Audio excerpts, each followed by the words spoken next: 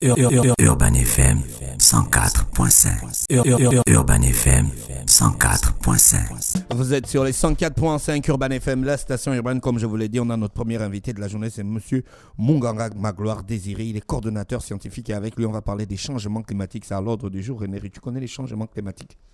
Oui, d'Afresh, on entend beaucoup parler des changements climatiques. Oui, on entend beaucoup parler, mais est-ce que tu connais les changements climatiques? Est-ce que tu sais ce que c'est? Oui, je sais ce que c'est d'Afresh, les changements. Le changement climatique, c'est pas comme s'il pleut le matin, puis à midi, il y a le soleil. Hein? Ça, c'est pas un changement climatique. Ah, ça c'est... Ah, peut-être que ça m'embrouille, hein. Attends, le climat... Et la température. Et puis la température... Non, sérieusement, c'est sûr que ça m'embrouille. Bonjour, Monsieur Munganga, bonjour. Bonjour. Rapprochez-vous du micro, s'il vous plaît. Oui. Vous pouvez le tirer vers vous. Alors, avec vous, on va parler des changements climatiques. Vous êtes coordonnateur scientifique. C'est quoi un coordonnateur scientifique? C'est celui qui assure un encadrement, si vous voulez, une organisation au niveau d'une activité, mais qui a un caractère purement scientifique. D'accord, ok. Vous suivez très bien la question des changements climatiques. Comment expliquer ça à un enfant de 6 ans, les changements climatiques? Déjà, la chose essentielle qu'il faut lui expliquer, c'est quoi le temps, c'est quoi le climat. Le temps, c'est la situation d'une journée. Le temps, c'est la situation de 2-3 jours. Le temps, c'est la situation d'une semaine, d'un mois, d'une année, de plusieurs années. Mais pour parler de climat, il faut qu'on fasse cette observation sur à peu près 30 ans pour qu'on puisse parler de climat de façon réelle. Donc, il faut à peu près une marge de 30 années pour dire que on a affaire à un climat, soit qui est constant, soit qui évolue par rapport à un référentiel qui a été préétabli. Donc, à ce moment-là, parler de climat, c'est observer le temps pendant 30 ans. Pendant 30 ans, exactement. 30 ans au moins. 30 ans au moins. Oui. Et la situation du climat en ce moment dans le monde, elle est catastrophique. Tout le monde en parle. Le président se déplace. Il va à l'étranger pour parler de climat. Est-ce que c'est vraiment aussi alarmant que ça? Bon, déjà chez nous, est-ce qu'il y a des changements déjà chez nous? Mais la réalité, c'est qu'il faut prendre déjà les choses dans le contexte global. Parce que c'est le global qui essaye de nous déterminer ou traduire tous les changements qui interviennent au niveau du monde entier. Parce que le Gabon n'est pas figé. Le Gabon reçoit ou émet un certain nombre de choses qui peuvent avoir des répercussions au Cameroun, en Guinée équatoriale et au Congo. Donc, il faut prendre les choses de manière globale pour pouvoir comprendre s'il existe des changements ou pas. De façon globale, et c'est déjà relativement unanime, puisque l'Organisation des Nations Unies a créé un groupe d'experts pour essayer de scruter les différents changements qui interviennent de par le monde par rapport à la situation du climat dans le monde. Leur conclusion est que depuis à peu près une cinquantaine d'années, on a constaté qu'il y a un certain nombre de variantes qui, au niveau donc, de l'atmosphère, traduisent aujourd'hui ce qu'on appelle les changements climatiques. Quelles variantes? Au niveau du Gabon, pour en revenir maintenant, il y a deux variantes essentielles. La variante primaire, c'est ce qu'on appelle la pluie. Oui. Et la deuxième variante est ce qu'on appelle la température. Ce sont des éléments naturels qui évoluent et qui fluctuent en fonction de certaines périodes de l'année. C'est pourquoi au Gabon, on vous parle par exemple de saison de pluie, on vous parle de saison sèche. Une saison est sèche parce qu'il y a moins de pluies qui sont tombées et une saison est dite pluvieuse lorsqu'il y a une occurrence des pluies sur 1 mois, 2 mois, 3 mois et ainsi de suite. Est-ce que vous avez changé, vous avez remarqué que ça a changé ou bien on est toujours dans les mêmes positions? Parce que nous qui ne maîtrisons pas, on a l'impression que les saisons sèches sont plus longues, que les... Moi, je trouve que les saisons de pluie sont plus longues. Non, c'est-à-dire que les saisons sèches sont plus longues quand on voit globalement dans l'année. Et puis, les saisons de pluie ne viennent plus dans des périodes bien précises. On a l'impression qu'il peut pleuvoir n'importe quand. Voilà. Est-ce que c'est vrai? Ou bien on se trompe? Il y a déjà deux situations qu'il faut mettre en évidence. La première est que si on prend le cas de Libreville, par exemple, Libreville, il y a une soixantaine d'années, avait moins de 500 000 habitants. Aujourd'hui, Libreville, c'est un peu plus de 800 000 habitants.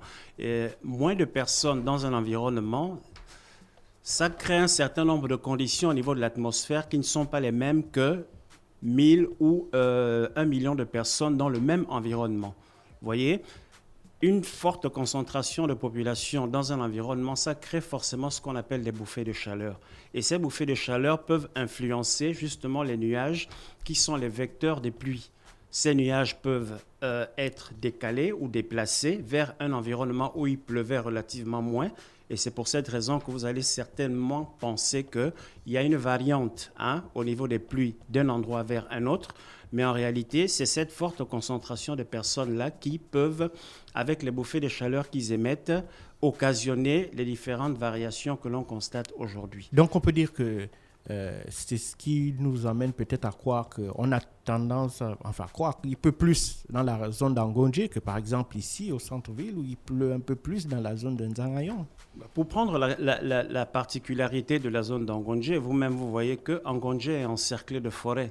Et la forêt est une véritable émettrice d'oxygène.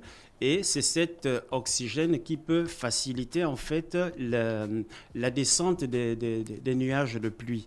Alors que quand on est dans un environnement comme Zanyan, où vous-même vous avez vu qu'il y a une concentration de population qui ne facilite pas en fait l'émergence de pluie, en faisant la comparaison entre les deux environnements, on va croire qu'à Angondje, il peut plus, alors qu'il y a encore une quinzaine d'années, il n'y avait pas de gens à Angondje. Par contre, il y en avait en Zanyan. Donc, on va croire qu'il peut plus à Angondje, alors qu'en réalité, peut-être qu'il pleuvait déjà plus à Angondje, malgré le fait qu'il n'y avait pas de personnes. Et lorsqu'on fait le corollaire maintenant avec la présence des populations, on va croire qu'il peut plus à Angondje qu'au niveau de Zanyan. Et M. Munganga, est-ce que c'est vrai qu'il y a les changements climatiques au Gabon? Est-ce que le climat a changé? De notre point de vue, l'analyse que nous avons faite avec un certain nombre d'éléments climatiques, notamment à Libreville, à Port-Gentil et à Franceville, parce que ce sont malheureusement les trois environnements où officiellement nous avons encore des stations météorologiques. On a constaté qu'il y a une légère variante au niveau de l'élément température. L'élément température qui a augmenté d'à peu près 1 degré au niveau de Port-Gentil et 0,5 degré au niveau de Libreville. Pour Franceville, il y a encore une constante, mais ce qu'on peut constater effectivement au niveau de Franceville, c'est qu'il y a des séquences qui sont un peu comme en dents de scie. C'est-à-dire que pendant une période, il va y avoir des bouffées de chaleur ou bien une profusion de pluie, mais ça a une véritable influence, comme on pourrait dire, sur ce qu'on peut considérer comme les facteurs qui peuvent justifier le changement. Mais nous sommes encore dans ce qu'on pourrait appeler des anomalies climatiques. Des anomalies climatiques parce que lorsqu'on fait le corollaire sur les 30 dernières années, on s'est rendu compte qu'il y a une variante d'à peu près 0,5 à 0,7 de température en plus. La bonne température, c'est combien exactement? On ne peut pas dire bonne ou mauvaise température. Ce qu'il faut simplement constater, c'est qu'au niveau du Gabon, on a défini 4 saisons. Moi, j'ai souvent tendance à croire qu'il y en a 2 au lieu de 4, pour la simple raison que nous n'avons que 2 variantes au niveau du Gabon, où il pleut ou il ne pleut pas. Donc, pour moi, ce serait saison de pluie, saison sèche. Mais comme la Convention internationale dit que c'est par rapport aux 4 positions que le Soleil a pendant la période septembre-décembre, janvier-mars, avril-juin et juillet-septembre, qu'on va prendre le cas des fameuses 4 saisons où octobre-novembre, nous avons la petite saison des pluies, alors qu'en réalité, c'est la période où il pleut le plus. Décembre-février, petite saison sèche. Et la grande saison des pluies, elle intervient entre mars et mai. Et ensuite, nous avons la grande saison sèche qui est entre juin et septembre. Donc, ces 4 pas de temps nous permettent de traduire à l'intérieur s'il y a des variantes, soit au niveau des températures, soit au niveau des volumes de pluie.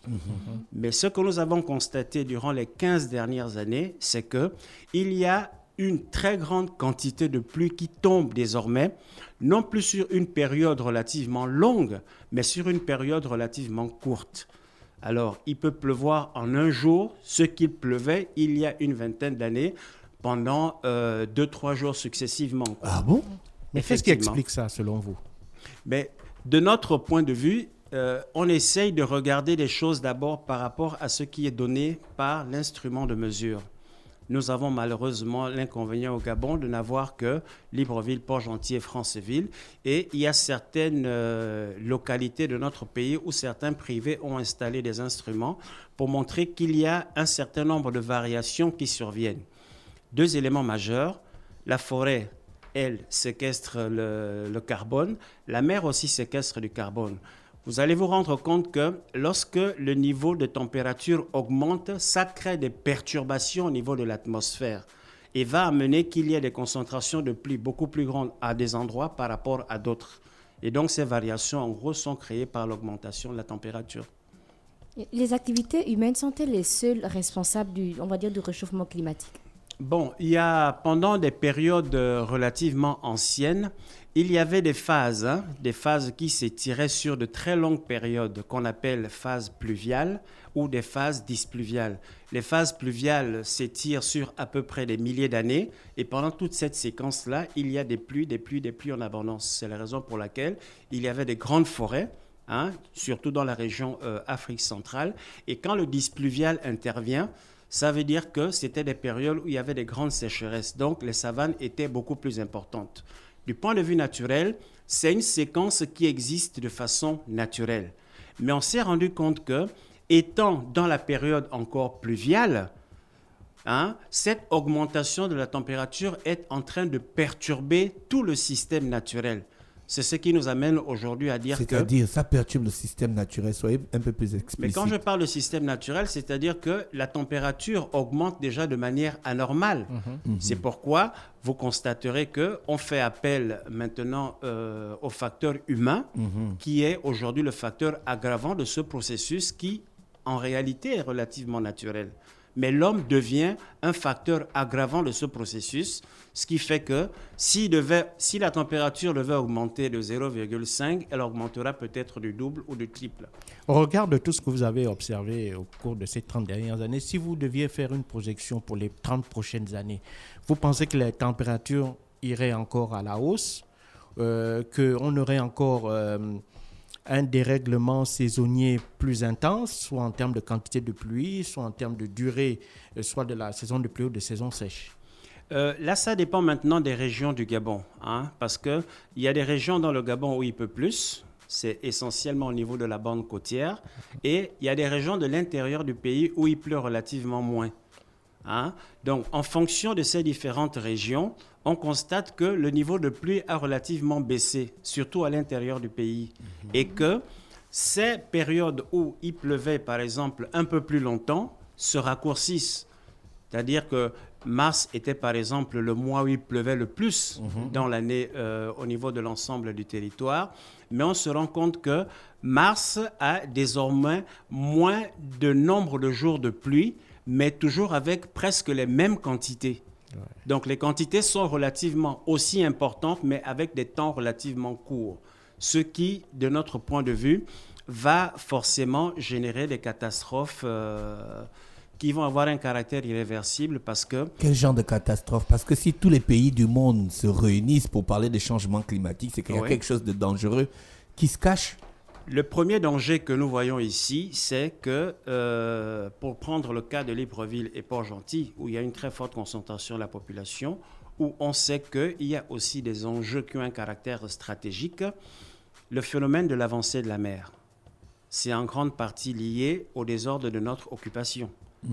Les phénomènes des inondations que nous voyons, c'est déjà des phénomènes naturels qui, eux aussi, vont avoir des répercussions sur l'implantation humaine. Pour ne prendre que ces deux aléas qu'on va considérer comme étant naturels, ils vont être d'autant exacerbés que nous avons des gens qui sont installés dans des zones qui sont vulnérables. Libreville, un peu plus de 800 000 habitants.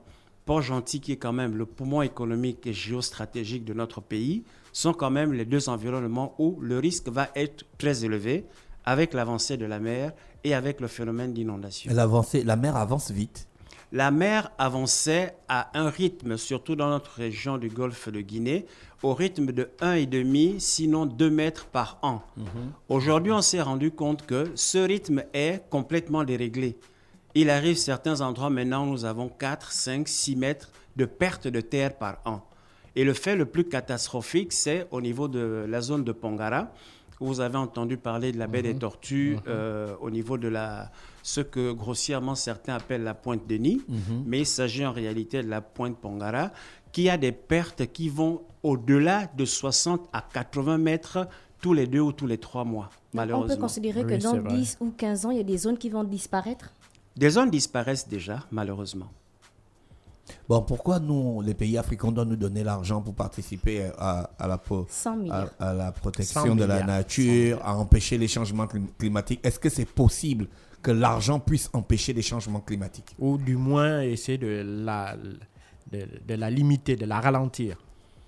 Ce que nous avons toujours considéré comme étant un enjeu stratégique, c'est de visualiser déjà les différentes vulnérabilités devant lesquelles nous sommes exposés face à ces deux grands changements. J'entends avancée de la mer et j'entends le phénomène d'inondation. Si on maîtrise correctement notre occupation de l'espace, en nous rendant compte maintenant de tous les différents dysfonctionnements qu'il y a au niveau naturel, on peut créer un mécanisme d'adaptation pour voir comment chercher à anticiper sur les catastrophes qui vont survenir. Un mécanisme de... Comment? On peut créer un mécanisme de quoi?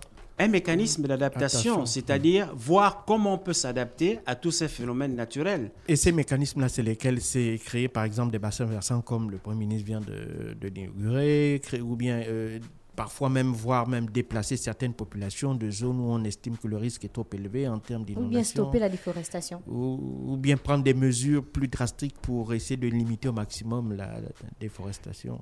L'élément qui a été mis le plus en exergue, c'est l'élément forêt. Vous voyez, réduire la coupe de bois peut faire en sorte que nous séquestrons davantage de carbone.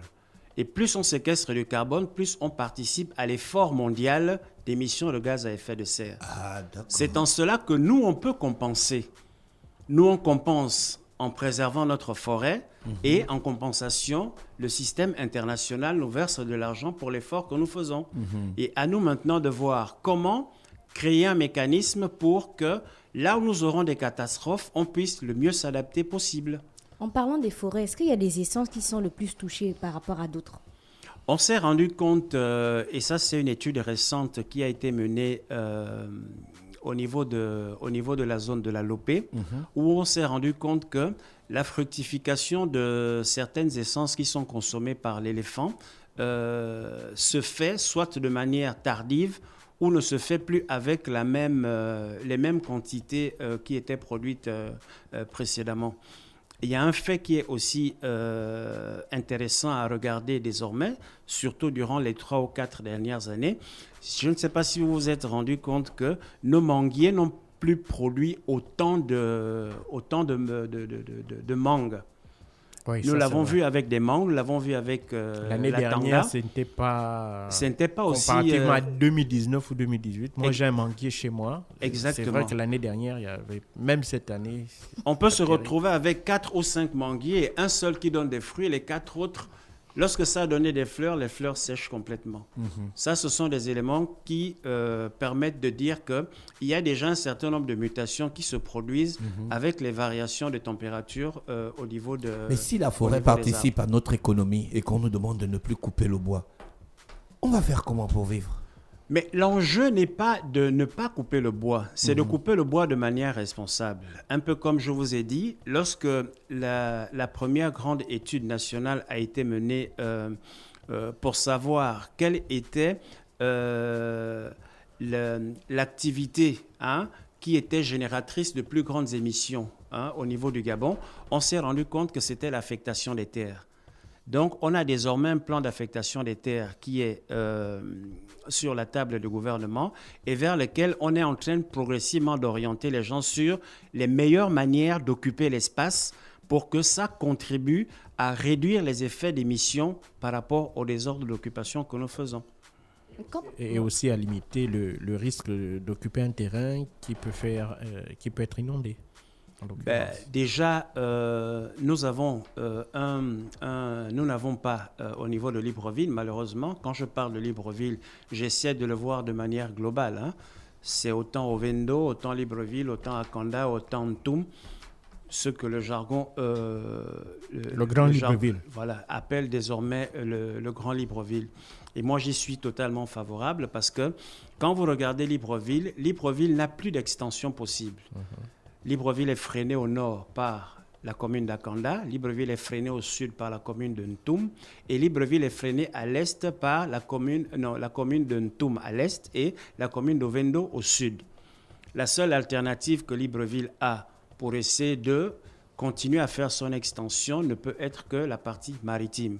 Si ce n'est pas la partie maritime, le choix qui s'offre aujourd'hui à Libreville, c'est de créer ce qu'on pourrait considérer comme étant une communauté de communes en intégrant Akanda, Ovendo et Ntoum pour créer justement ce qu'on appellerait aujourd'hui le Grand Libreville parce que quand on se rend compte que la très forte concentration de la population se trouve à Libreville et que les différents événements naturels qui surviennent pour une très grande partie au niveau de Libreville, Libreville n'a pas d'autre choix que pour s'étendre, de créer des partenariats avec les communes qui sont avoisinantes.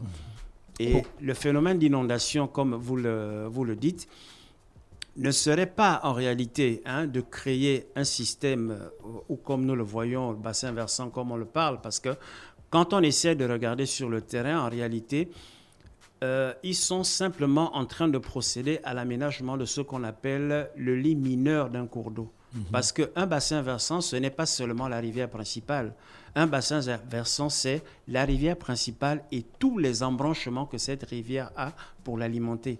Or là, on ne prend en compte que le lit principal et on fait presque abstraction de tous les autres embranchements qu'il y a autour.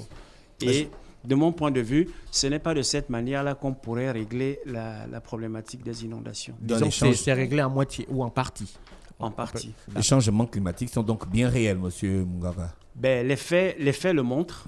Les faits le montrent. Et je puis vous dire que si les mesures ne sont pas prises dans les prochaines années, on risque de subir malheureusement une vulnérabilité qui ne va faire que croître. Vous êtes géomorphologue, c'est quoi exactement? Bon, pour faire simple, puisqu'il s'agit de parler à un plus grand nombre, c'est celui qui s'occupe de comprendre comment un milieu naturel évolue d'abord par lui-même. C'est-à-dire qu'un système, c'est plusieurs composantes. Pour comprendre comment le système fonctionne, il faut qu'il y ait plusieurs connexions. Je prends un cas que je connais et pour lequel j'ai fait un peu des études, une lagune. Quand on doit définir une lagune du point de vue morphologique, c'est un plan d'eau qui est séparé de la mer par un cordon de barrage. Donc, vous voyez de l'eau, vous voyez un cordon qui sépare le plan d'eau en question avec la mer. Quand on a ces trois composantes-là, on a une lagune.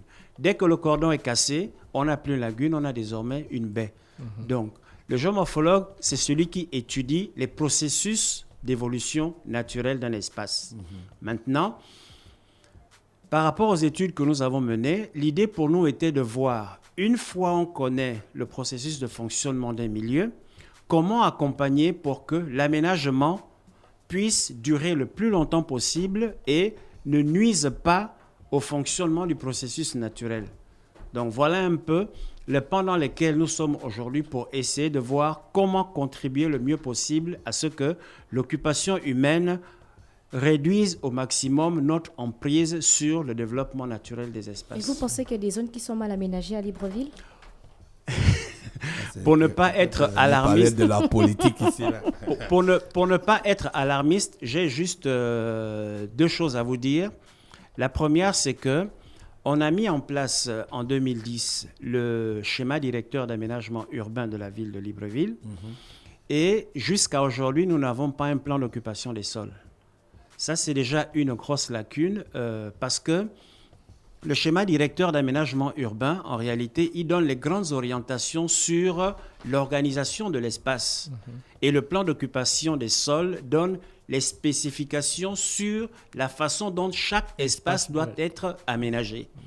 On a fait ce schéma directeur en 2010 et jusqu'à aujourd'hui, il n'est pas encore appliqué sur le terrain.